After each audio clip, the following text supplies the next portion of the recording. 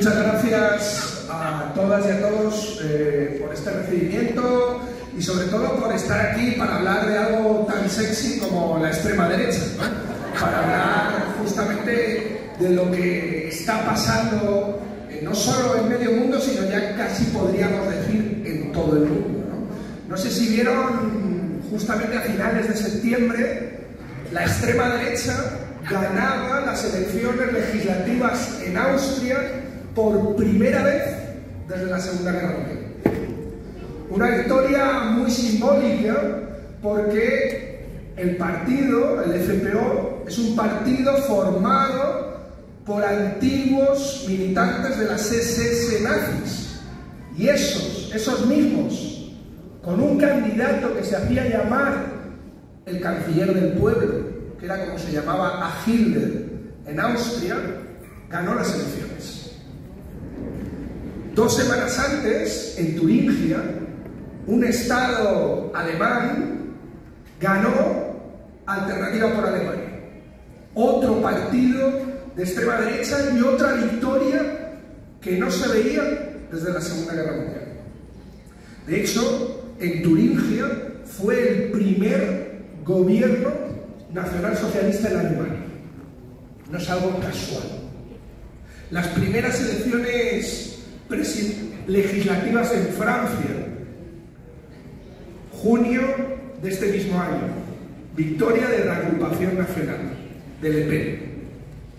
Elecciones europeas, gana la extrema derecha en Francia, gana la extrema derecha en Italia, gana la extrema derecha en Hungría, gana la extrema derecha en Holanda, donde también forma gobierno desde marzo de este año.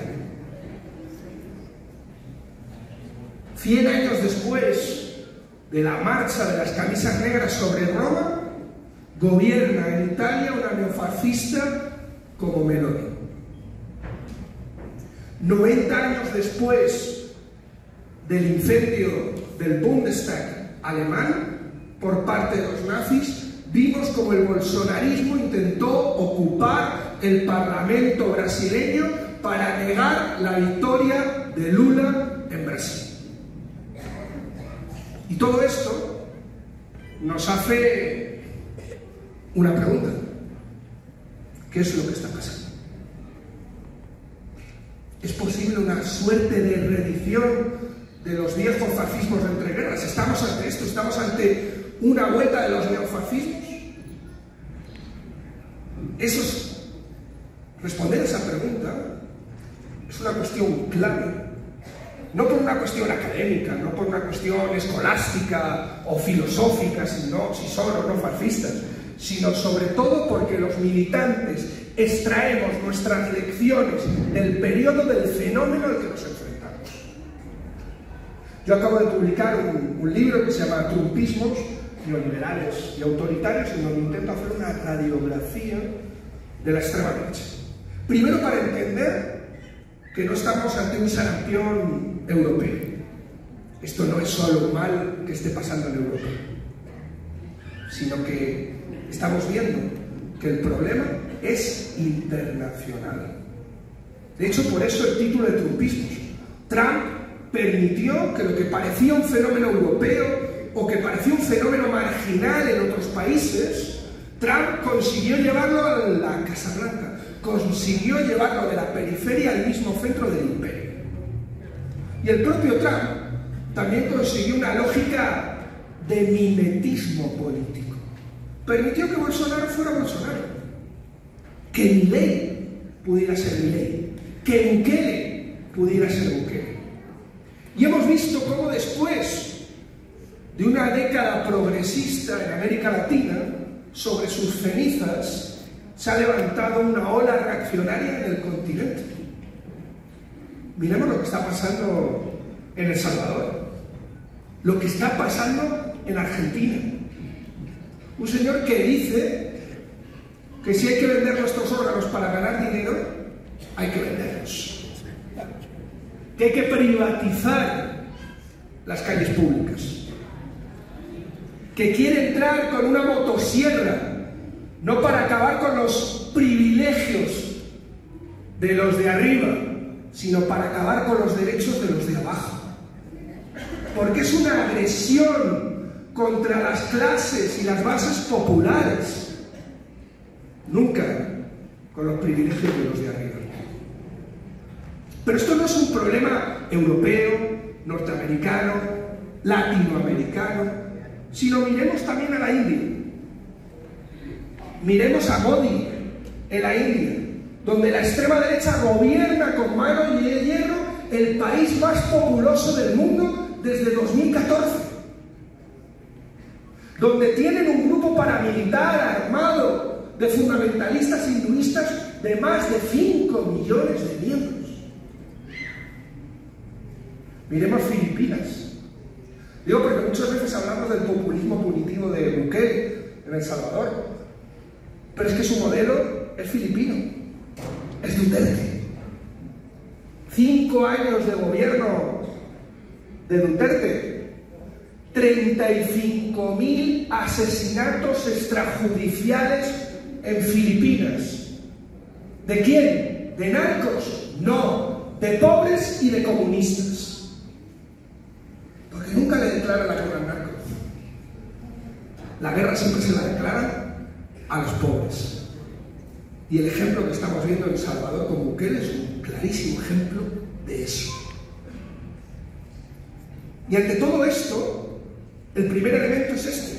No estamos ante un fenómeno regional, estamos ante un fenómeno global. ¿Por qué? Porque no podemos entender la emergencia de esta extrema derecha sin entender el momento de crisis de régimen capitalista en el que nos encontramos. Y cómo esta extrema derecha es un intento de estabilizar esa crisis de régimen.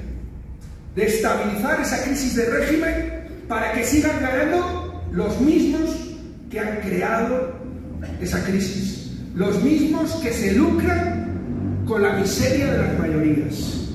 Los millonarios que son millonarios a costa de millones de pobres. Para eso trabaja esta ola reaccionaria. Y yo creo, y en el libro intento analizar justamente los elementos de lo que sería el fascismo clásico, para buscar paralelismos que los hay.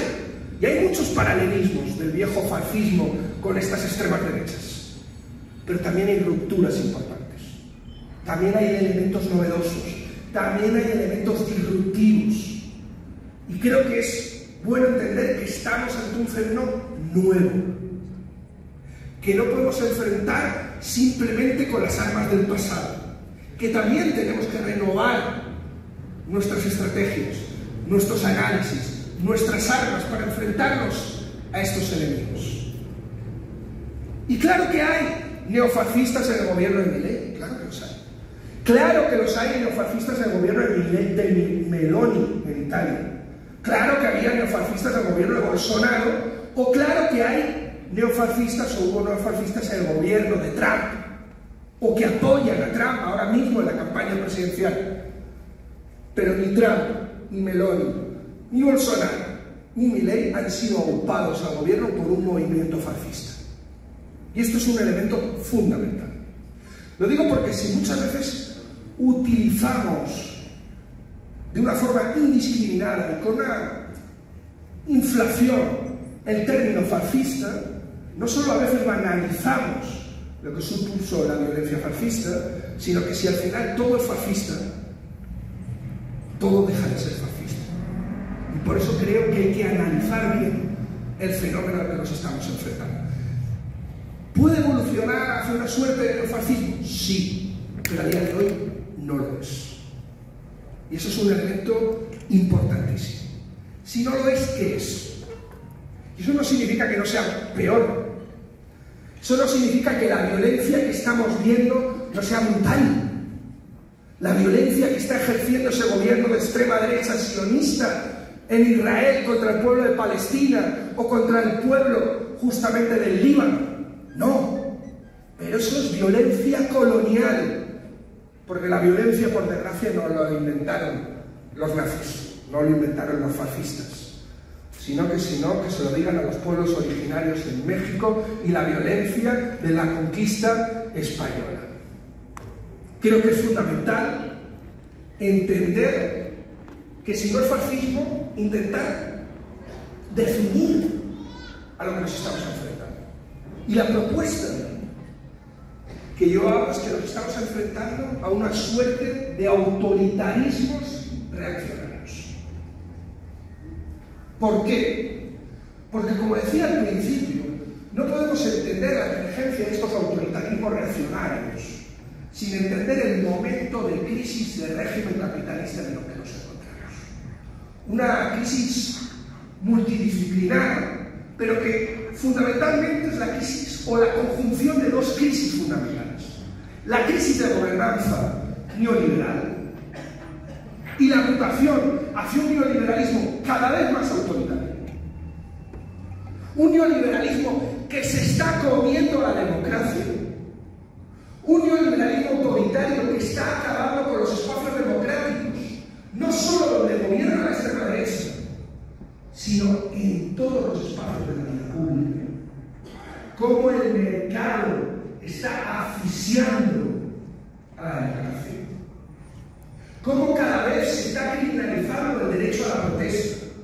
Cómo cada vez hay menos espacios democráticos y más autoritarismo global, y cómo en este momento de desorden neoliberal está saltando por los aires todo lo que había sido la gobernanza liberal nacida después de la Segunda Guerra Mundial.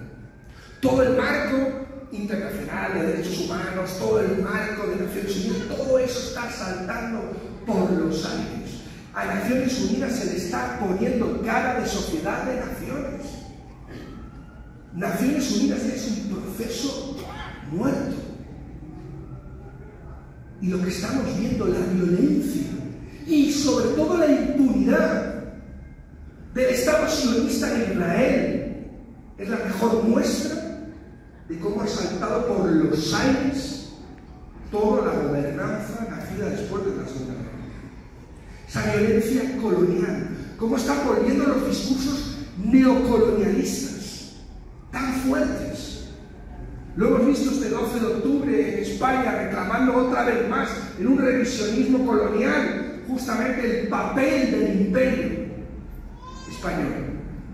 Pero lo vemos también en ese hacer grande América otra vez, detrás. Pero lo vemos incluso en cosas más pequeñas. ¿Qué fue el asalto del gobierno ecuatoriano a la Embajada de México en Ecuador? Rompiendo el Acuerdo de Viena. Eso no había pasado ni en las peores dictaduras del Cono Sur. Ni siquiera Pinochet. Videla se atrevió a violar el derecho consular. No solo lo ha hecho, sino que no ha tenido repercusiones. Y se ha permitido. Y eso demuestra ese momento de estallido, de reordenación global, autoritaria, en la que nos encontramos, en donde su expresión más salvaje es esta extrema derecha. Y la otra crisis, para mí la crisis fundamental, la crisis que lo cambia todo, es la crisis climática, la crisis ecológica. La crisis ecológica ha acabado con la última utopía viva de la modernidad. La utopía capitalista del crecimiento sin límites. La derrota del fascismo en la Segunda Guerra Mundial acabó con la utopía fascista. La caída del muro de Berlín ha hecho que la utopía socialista todavía no se quite sus escombros de encima. Y había quedado lo que Fukuyama llamaba el final de la historia. Esa utopía capitalista triunfante. La crisis ecológica ha cancelado el principal elemento del capitalismo, el crecimiento sin límites. Ha demostrado que no es posible. Y al cancelar la lógica del crecimiento sin límites, ha cancelado la propia lógica del futuro. El futuro siempre había sido crecimiento igual a progreso, igual a futuro. Seguramente todos habremos escuchado esa frase de nuestros hijos vivirán mejor que nuestros padres. Por primera vez tenemos dudas sobre esa frase. Por primera vez sabemos que nuestros hijos pueden vivir incluso peor que nosotros. Hay una incapacidad de imaginar un futuro que no sea crecimiento y progreso. Esa incapacidad es nuestra incapacidad de imaginar un futuro más allá del capital.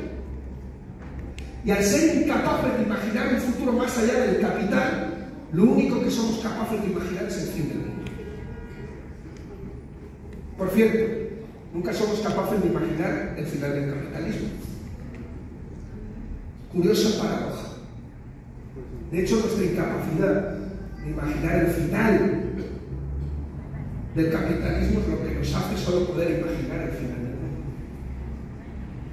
Miren las recreaciones culturales, las películas. A mí me parece un elemento siempre muy interesante.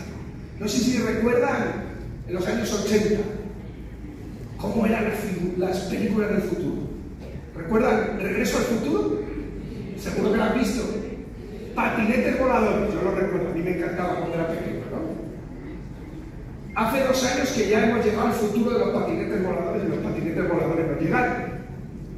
Pero ahora cuando imaginamos el futuro, ¿no? Es distópico.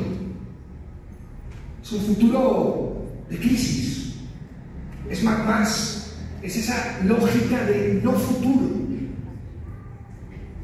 Y eso genera un desasosiego, miedos, incertidumbres, donde se construye esta extrema derecha. Porque la extrema derecha no nos propone imaginar el futuro, no nos propone imaginar un futuro de superación de esta crisis, sino lo que nos propone la extrema derecha es regresar al pasado. Es una propuesta reaccionaria. Es una revuelta reaccionaria. Es volver a un pasado de seguridades conocidas. Es volver a un pasado en donde pueda entrar al centro de la ciudad quemando toda la gasolina que quiera. ¿Quién me va a decir a mí que no puedo hacer eso? ¿Quién me va a decir que no puedo utilizar todo el pesticida que quiera en mis tierras? ¿Quién me va a decir a mí o me va a venir a mí a cuestionar mis privilegios patriarcales? Unas seguridades conocidas donde las diversidades sexuales sigan encerradas en los armarios y las mujeres encerradas en la cocina. Esas son sus seguridades conocidas. Esas son su propuesta reaccionaria. ¿Qué mayor elemento de vuelta al pasado, de reacción, que volver a hacer grande otra vez el imperio norteamericano? ¿O el imperio español? ¿Qué es lo que nos propone Milei? Regresar a Menem. Claro, regresar a un momento donde el capitalismo no había sido cuestionado, donde el crecimiento era ilimitado, donde había futuro, donde había seguridades conocidos. Y ustedes dirán, pero es que no es racional volver al pasado. Pero esto no es una cuestión de razón, sino de pasión. Porque la extrema derecha se construye en las pasiones oscuras que se construyen de la incertidumbre de no tener futuro. Hay una encuesta que analiza cómo ve la juventud de los 17 países más populosos del mundo el futuro. ¿Sabéis cuál era la respuesta del 77% de los jóvenes? Aterrador. El futuro es aterrador. Y ante esto, la extrema derecha propone seguridades. Propone seguridades en donde por primera vez, en un momento de crisis, hemos dejado de mirar hacia arriba. Siempre que hay una crisis, hemos mirado hacia arriba, hemos mirado en los que tienen más, para repartir mejor y vivir mejor todas y todos. Siempre ha sido así, todas las crisis a lo largo de la humanidad. Pero por primera vez hemos dejado de mirar hacia arriba para mirar hacia abajo. Porque sabemos que no vamos a vivir como Slim, pero sí que podemos vivir peor. Y nuestra lucha ya no es para no vivir mejor, sino para no vivir peor. Y ahí el patrón deja de ser nuestro enemigo y nuestro vecino se convierte en nuestro enemigo. Y en esa lógica de guerra entre el último y el penúltimo, por los recursos escasos, es donde se construye la extrema derecha. Y la extrema derecha responde, da soluciones. Da soluciones. Dice, si no hay para todos, si no hay recursos para todos, expulsemos a sectores sociales del reparto por los recursos escasos. Cuestionemos quién tiene derecho a tener derechos. ¿Y a quién cuestionamos primero? A los sectores más fragilizados de la sociedad. Los migrantes. ¿Quién es migrante en México? ¿Un haitiano? ¿Un centroamericano? ¿Un venezolano? Pero en Estados Unidos es un mexicano. Claro. Vemos incluso cómo las mismas cosas que dicen contra los haitianos, contra los venezolanos, contra los centroamericanos, aquí en México son los que dicen en Estados Unidos contra los mexicanos. ¿Cómo buscan esa lucha, no? Esa competición entre hermanos, entre hermanas, de clase, de comunidad. ¿Para qué? Para que no miremos arriba. Porque lo que quieren es que cuestionemos quién tiene derecho a tener derechos, que cuestionemos quién tiene derecho al acceso a esos recursos escasos. Creemos que nosotros vamos a tener si excluimos a otros. Porque hemos dejado de cuestionar el reparto. Hemos dejado de cuestionar no quién tiene derecho a tener derechos, sino cuestionar el reparto, cuestionar que hay un 1% que se está quedando el dinero del 99% restantes. Y ante esa ausencia, ante la ausencia del cuestionamiento, de la acaparación de riquezas sin límites, ante nuestra incapacidad de mirar hacia arriba y solo mirar hacia abajo, se construyen las lógicas excluyentes de la extrema derecha. ¿Cuál era uno de los principales lemas de Trump en las elecciones que ganó? Esta vez también lo ha utilizado. America First, ¿no? Primero los americanos. ¿Quién tiene derecho a tener derecho? Los americanos. Claro. ¿Y cómo construyes esas identidades predatorias? ¿Qué era lo que quería construir Trump con México? Un muro, ¿no? ¿Y el muro es una cuestión contra los migrantes? ¿O es una cuestión de construcción de identidad? No solo es una cuestión antimigratoria. El muro lo que define es quién tiene derecho a tener protección, quién forma parte de la comunidad y quién no forma parte de la comunidad. Esto se lleva haciendo siglos, desde el muro de Adriano, de los romanos. ¿No recordáis cómo llamaban los romanos a los que estaban fuera del muro? Los bárbaros. Los bárbaros que venían a intentar asaltar nuestro muro. Los bárbaros son los migrantes que vienen a intentar asaltar nuestras pequeñas islas del bienestar. Son población superflua. Son tratados como población superflua. ¿Cuántas muertes tenemos en nuestras fronteras? ¿Cuántas? No lo sabemos. Claro que lo sabemos. pero los miramos desde una lógica de la otredad, de no son como nosotras. Y sobre esa lógica de la otredad colonial es donde se construye la extrema derecha. Una extrema derecha que intenta construir esas identidades predatorias, esas identidades excluyentes, esas identidades fuertes, que también necesitan una inscripción ideológica. ¿Quién es norteamericano? ¿Quién es francés? ¿Quién es español? ¿Quién es alemán? Ya no es el que nace en Alemania, en Estados Unidos, en España, no.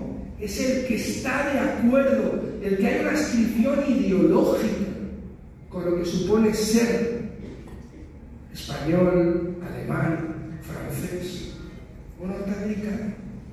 Por ejemplo, hemos visto cómo la islamofobia reinante de la extrema derecha hace que un francés, que a lo mejor lleva 5 o 6 generaciones en Francia, pero que es musulmán, ¿no se le considera francés? Alemania ha exigido que para poder ser ciudadano alemán hay que jurar lealtad al Estado de Israel. Claro. Un gobierno de socialdemócratas y verdes, ¿eh? Hay una inscripción cada vez más ideológica con el concepto de identidad. Y eso es el fenómeno de estos autoritarismos reaccionarios, que tiene una serie de elementos comunes, pero podemos ver en la lógica antimigración, xenófoba, en la islamofobia, en el antifeminismo, que es un elemento de pegamento de la extrema derecha. La cuestión de los neofundamentalismos religiosos, tan presentes en nuestra extrema derecha, desde el fundamentalismo hinduista al fundamentalismo católico, como podemos ver en Europa, o al fundamentalismo pentecostal y neopentecostal, como podemos ver en América Latina. De hecho, no podríamos entender la victoria de Bolsonaro si los pentecostales son neopentecostales, o de Bukele. Ese populismo punitivo, esa guerra contra los pobres de la que hablábamos antes, es otro elemento fundamental de la extrema derecha, donde no nos hablan de acabar con el narco, nos hablan de una guerra, de un enemigo interior, y esos son las clases populares.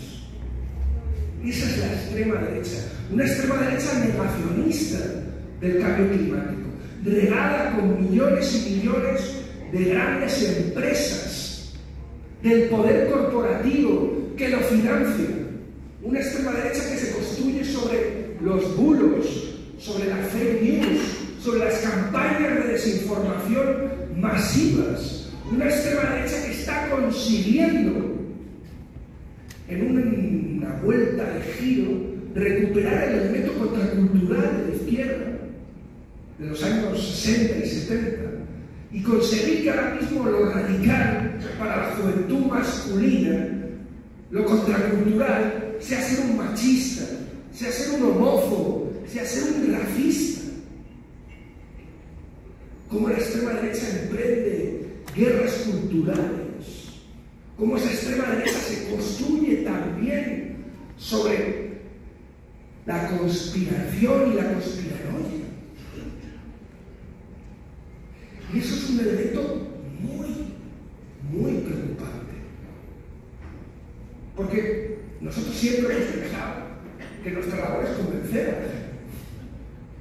Convencer a la gente de que se puede vivir mejor, debatir con la gente, dialogar con la gente. Porque partíamos de diferentes opiniones, pero más o menos de una misma realidad del mundo. ¿Cómo podemos dialogar con alguien que vive en otro mundo? Que vive en otra realidad. Os pongo un ejemplo. ¿Cómo podemos dialogar con alguien que piensa que la Tierra es plana y que hay una conspiración mundial de científicos y políticos para negarnos la realidad de que la Tierra es plana? Claro, ¿cómo podemos discutir con ellos? Nos podemos reír de los terraplanistas, ¿Pero sabéis cuántos terraplanistas había en Brasil antes de la victoria de Bolsonaro? 2 millones. ¿Sabéis cuántos hay después del gobierno de Bolsonaro? 18 millones en 5 años. No es un fenómeno baladí, sino es un fenómeno fundamental. Y cómo esta extrema derecha también está construyendo cada vez más violencia. El principal elemento terrorista en Estados Unidos, en Europa, es el terrorismo ultraderechista. Aunque nunca salga en los medios de comunicación. Es curioso, cuando un musulmán comete un atentado, es un yihadista peligroso con unas motivaciones políticas terribles. Cuando lo comete un ultraderechista, es un loquito, es un perturbado. ¿Por qué? Porque es mejor psiquiatrizar lo ocurrido que buscar los responsables políticos de la violencia que se está ejerciendo. ¿Y ante esto qué hacemos? ¿Qué hacemos? No os voy a contar todo el libro, si no estaríamos aquí muchísimo tiempo y tampoco os lo compraréis, o sea que lo dejo ahí y quien quiera que pueda seguir indagando un poco más en las características, los diferentes partidos, cómo se construyen, los discursos que utilizan, pues me interesa y además el libro termina con esto, el libro de trumpismos termina en ¿qué hacer? Lo primero, no existen las recetas mágicas.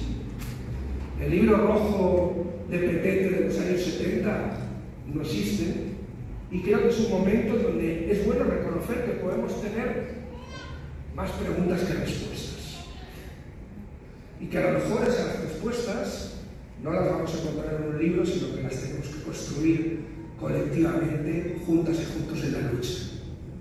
El libro, lo que yo intento hacer es primero analizar el fenómeno, aportar herramientas para conocer mejor el enemigo al que nos estamos enfrentando.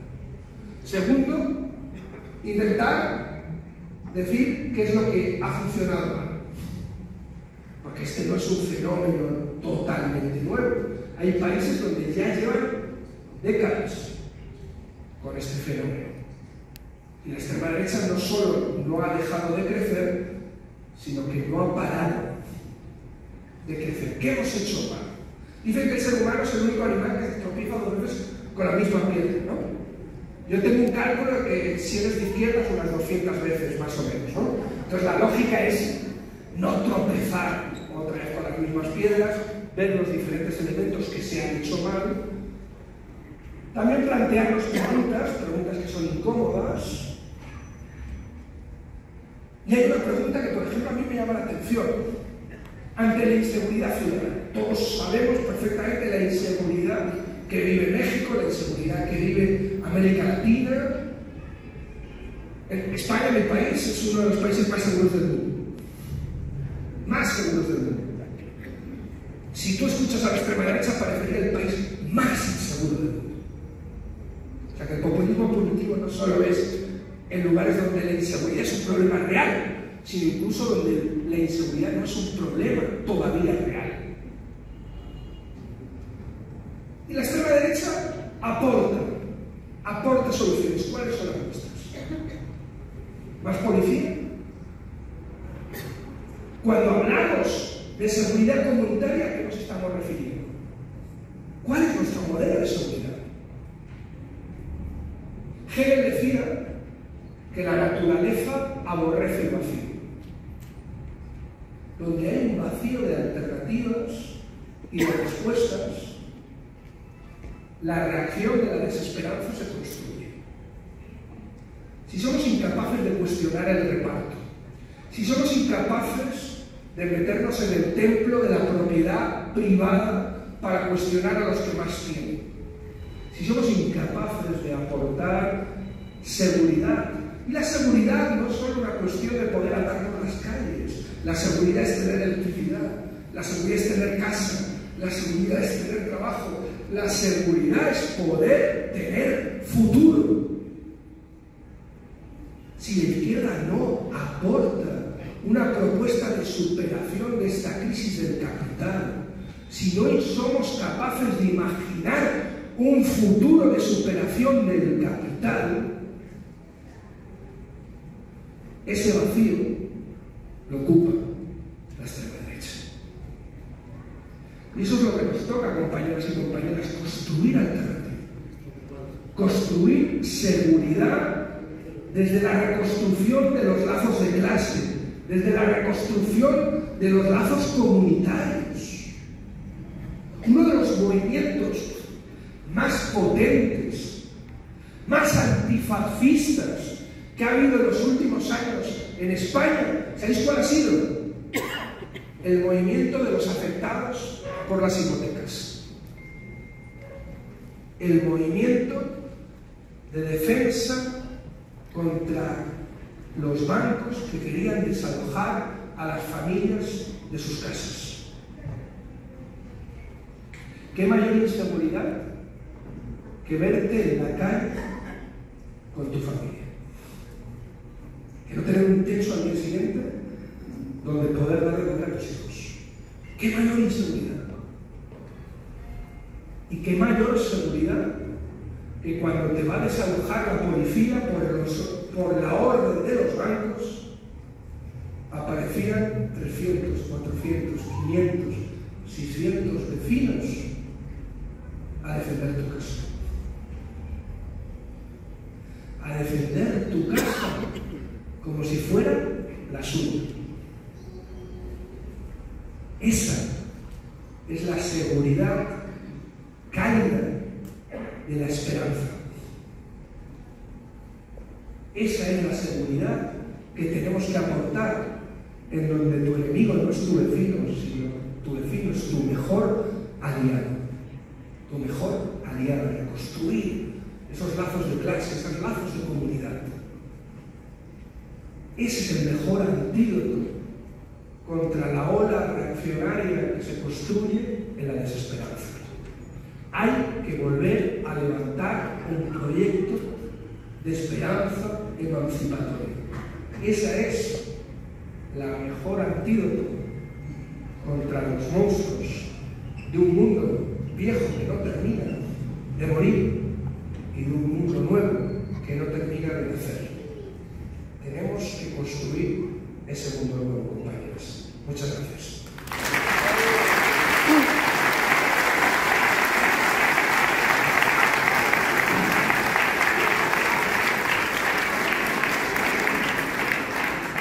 Muchas gracias, camarada Urban. En tiempos como los que vivimos ahora en México, frente a varios retos que tenemos también como organizaciones sociales, como propia CONUR, en defensa de nuestros territorios, en defensa de nuestras familias, en defensa de los servicios básicos y de los derechos humanos, como es el derecho a la electricidad. Este análisis de las derechas y el análisis de construir las redes, de seguir creciendo en estas redes que hemos luchado por sostener año tras año frente al neoliberalismo, frente a los discursos de odio de los más pobres, de los que más necesitamos. Nos viene bien este análisis que hace el compañero Urban, y con el cual seguimos motivándonos para luchar, y sabemos que nuestra lucha está acompañada no solamente por nuestras compañeras y compañeros en las colonias populares donde vivimos, en los barrios donde estamos y donde hemos resistido, sino que es una lucha internacional, que hay compañeras, compañeros, compañeres resistiendo en todo el mundo por construir un mundo mejor, y que es necesario hacerlo así, porque de otra manera la derecha va permeando como un honguito por todos lados, se va metiendo hasta nuestras casas, hasta nuestras cocinas, y en un abrir y cerrar de ojos nos puede cambiar todo por lo que hayamos construido años, décadas como sociedad mexicana. Vamos a escuchar, a darle la palabra también a nuestro camarada Héctor Valadez para que después demos paso a las preguntas. Compañero Héctor. Bueno, buenas tardes, compañeras, compañeros. Esto que decía casi el compañero Murba nos viene bien porque en México, me voy a sentar para estar mejor. En México vivimos una situación diferente, o pareciera que es diferente, a varios países donde está avanzando la derecha. Lo que es cierto es que si nosotros nos quedamos en nuestra comodidad y creemos que aquí no va a pasar lo que pasó en Argentina, en Bolivia, en Brasil, nos vamos a equivocar. En esos países de América Latina donde hubo gobiernos progresistas y donde estos gobiernos progresistas no hicieron una transformación profunda, al no hacerla, al quedarse a medias tintas, lo que surgió después fue una derecha más rabiosa, una derecha que fue por todo. Algunos, al experimentar esos gobiernos de derecha, optaron otra vez por darle la confianza al progresismo para que regresara. Pero ese progresismo regresa en condiciones más adversas, porque tiene a su alrededor un movimiento de derecha más fuerte, y es un progresismo más diluido, que pacta más con los sectores económicos, con la burguesía, y que tiene menos filo. Nosotros apenas aquí en México ha pasado el primer gobierno de izquierda, y tenemos el segundo gobierno con una mujer, que eso para México y el machismo mexicano, ustedes saben que significa mucho, ¿no? El que diga que no es porque no vive en México, pero tan solo con que tengas una presidenta que es mujer, ya eso culturalmente es un impacto, ¿no? El problema es, ¿qué más? Nada más nos sentamos y esperamos a que los legisladores aprueben las 20 reformas de Andrés Manuel y ya resolvimos todo. ¿Hacemos eso, compañeros? Les voy a poner un ejemplo que tiene que ver con la lucha sobre la energía eléctrica. Se acaba de aprobar, como ustedes lo saben, ayer en el Senado, una reforma donde viene varios elementos que son importantes para que se garantice una tarifa justa. Para empezar, las empresas productivas ahora son empresas públicas. Ya no están con la lógica de la ganancia, sino van a estar con la lógica de dar un servicio público. Por eso se le cambia en el artículo 25 de productivas a públicas. En el 27 se plantea que esas empresas públicas, se plantea varias cosas, pero solamente voy a plantear un elemento, que esas empresas públicas van a garantizar la continuidad y la accesibilidad del servicio eléctrico. Eso fue lo que se votó. ¿Qué significa? Que no nos van a poder cortar la luz, y accesibilidad que todos vamos a poderla pagar. En el artículo 28, entre otras cosas, se plantea, para que se pueda dar esto, es que la empresa pública va a estar primero, va a inyectar primero la energía eléctrica al sistema eléctrico nacional y después las privadas, porque hasta antes de la reforma, primero eran las privadas, y hasta que terminaban de sacar toda su energía producida, le daban chance a la CFE. ¿Sí me explico? Ahora va a ser al revés, primero va la generación pública y después las privadas. ¿Para qué? Para garantizar el precio más barato de energía eléctrica para el pueblo. Así lo dice, ¿no? Así debemos de ir. Pero no solamente eso, sino esa energía que se le otorga al pueblo, a la población, no va a tener ningún lucro. O sea, nadie se va a beneficiar para eso. Para eso nosotros decimos, estamos de acuerdo, y y por eso apoyamos la reforma, y no la apoyamos hace una semana. Por eso hicimos una alianza con la 4T y llamamos a derrotar a la derecha.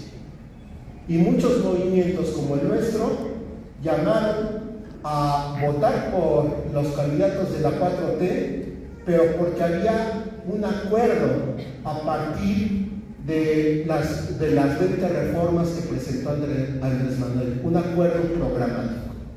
Pero eso es todo lo que queremos, porque nosotros sabemos que les faltó algo en esta reforma, algo que ustedes vieron como en la Cámara de Diputados y en el Senado los diputados de derecha se lo echaban en cara a los de Morena.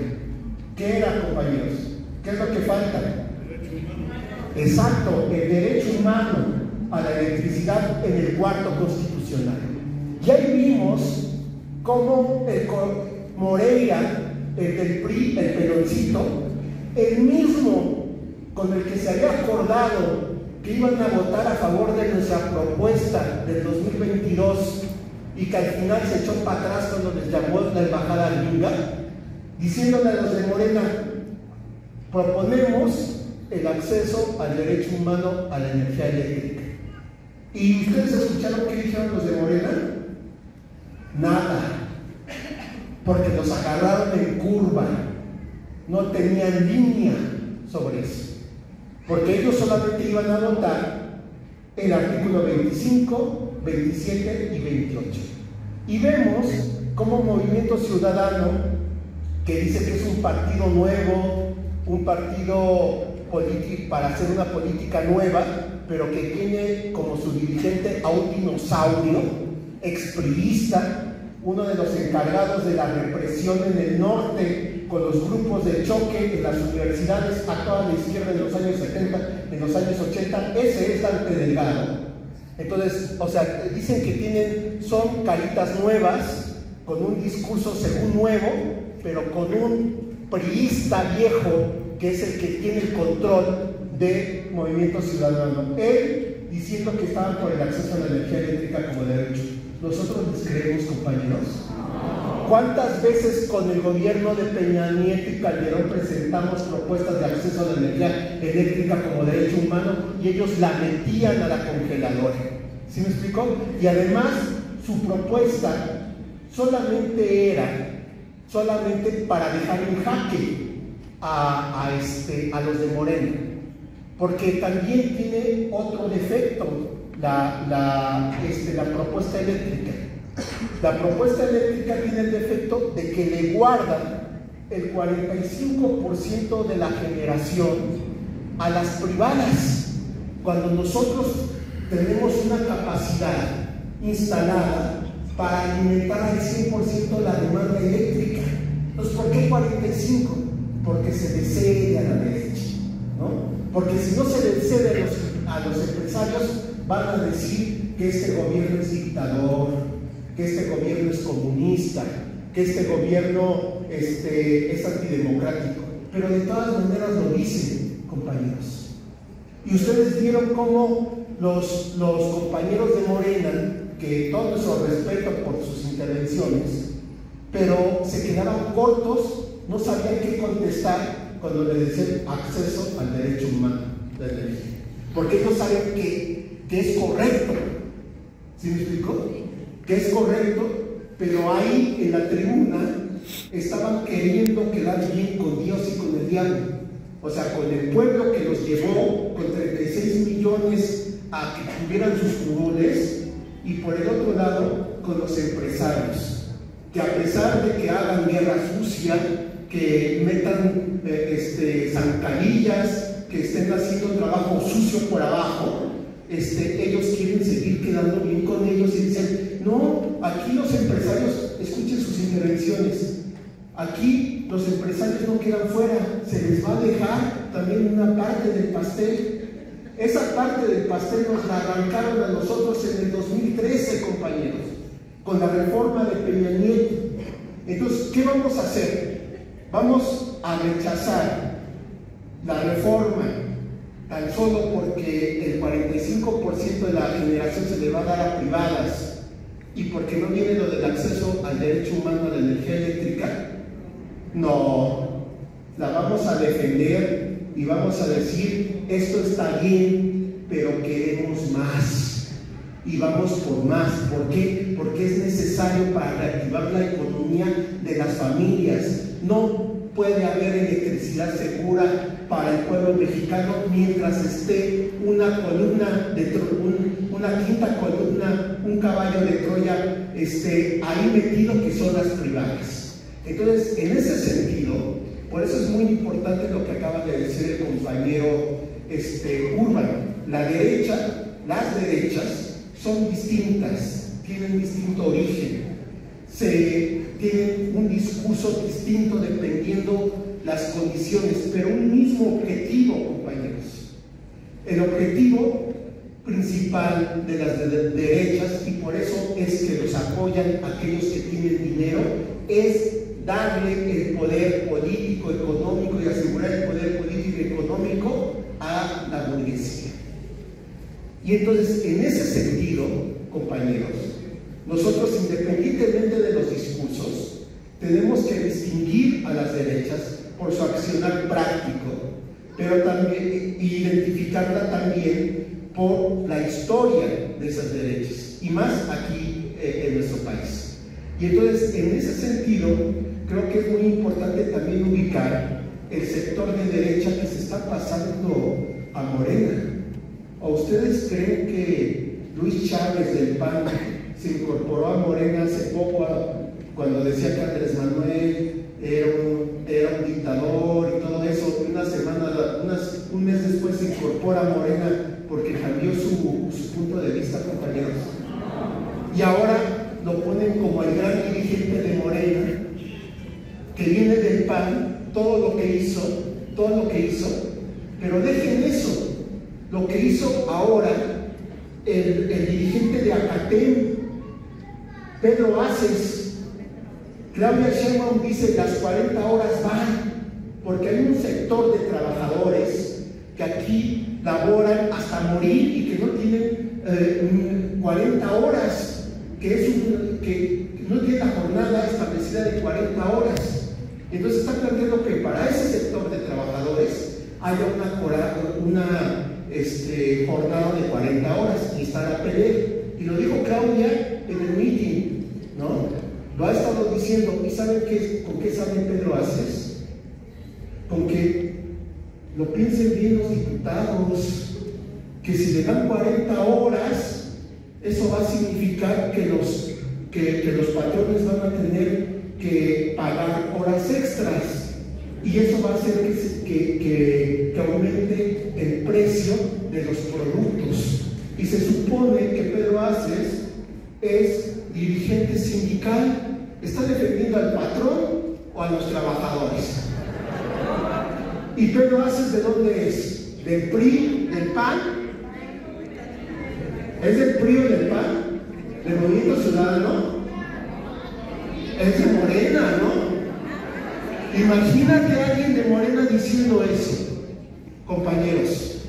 ¿Sí me explico? Por eso nosotros tenemos que estar muy claritos.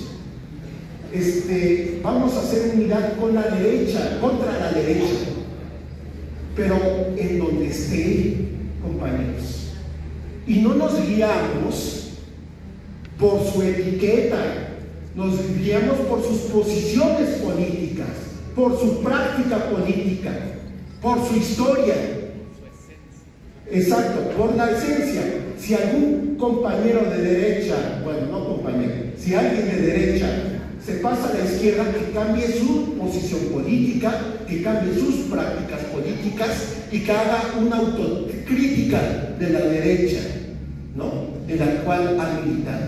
Pero que no nos vengan a decir que tan solo porque se pasan de Morena, del PAN, del PRI a Morena, ya son de izquierda, cuando siguen manteniendo las mismas posiciones clasistas. ¿Cómo le vamos a dar a los trabajadores 40 horas? Que se chinguen hasta que mueran. Las jornadas, una de las jornadas más altas laborales son acá, compañeros. Entonces, por eso es muy importante que nosotros, ¿cómo combatir que no nos pase lo que pasa en América Latina o en Europa, que llegue la ultraderecha? ¿Cómo hacerlo?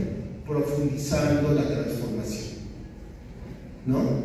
Si hay un proceso de transformación que en realidad se ve en la participación de la gente, nosotros lo hemos visto en los mercados, hay algunos compañeros que dicen, es que este proceso no combate, por ejemplo, un compañero que aprecia mucho Modonesi, pero lo ve desde Coyoacán, en una zona muy fifí, y desde un escritorio, dice, este proceso solamente trajo algunas cositas para la gente. ¿Se me explicó? Combate la pobreza, pero no la desigualdad, ¿no? Y yo digo, esas cositas le están dando empoderamiento a la gente, y ese combate a la pobreza le está dando confianza a la gente de que sí podemos construir algo que beneficie a la población. Vamos a partir de ahí, ¿para qué? Pues para profundizar. Y si ahora nos van a dar tarifa justa, nosotros queremos más, aceptamos la tarifa justa, la saludamos, la aplaudimos, pero vamos por el acceso al derecho humano de la energía. Y para eso vamos...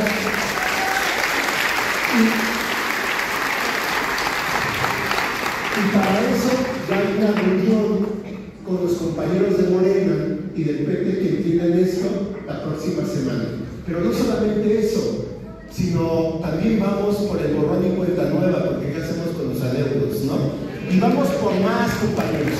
Tenemos que ir por más. Fueron 30 años de neoliberalismo. Tienen que ser 30 años donde se esté dando cosas para la población y para equilibrar ese desastre económico que vivieron nuestras familias, ¿no? Entonces, por eso, lo más importante es, para combatir a la derecha, es decirle a los compañeros que ahorita ocupan cargos públicos, necesitamos profundizar, necesitamos ir por más, y a la gente decirle, compañeros, el que ya hizo mucho y se fue a descansar, a escribir, fue Andrés Manuel. Los demás nos quedamos para profundizar porque queremos más, ¿no? Queremos más, todos los días queremos 30 años de conquistas democráticas, sociales, económicas para nosotros. En cuanto paremos, compañeros, en cuanto paremos, es que ya nos estancamos.